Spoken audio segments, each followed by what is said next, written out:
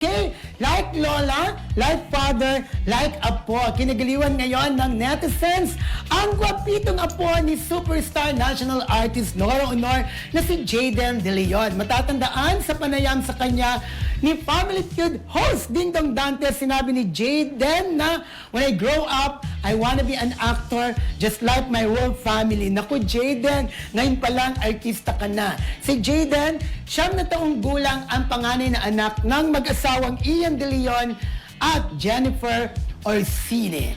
Super clear na nga ang future ni Jayden na makapasok sa showbiz dahil noon pa man, pangarap na niya maging aktor at sundan ang yapak ng kanyang ama. Literal na a superstar in the making. Yes, ako naniniwala ako na it runs in the blood. Di ba? Correct. Ang pamilya, doktor. For sure, may magmamana ng doktor, ang teacher, ganun, artista.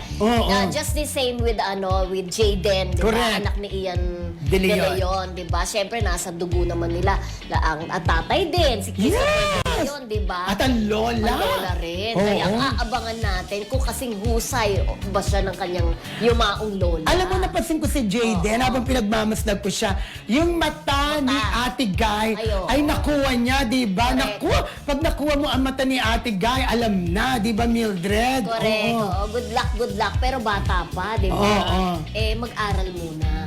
Pero pwede namang di ba? Oo, Isingit-singit magpapayagan. kung may panahon. At ang nakakatuwa pa, yung may Nora Curse kasi si Ate Guy, pinagpapatuloy din ni Jayden. Kamakailan ay nagkaroon sila ng outreach program at ang naging pasimuno na magbigay ng mga relief goods ay si Jayden. Ay, bongga. Di ba? Parang future heartthrob itong si Jayden, ha?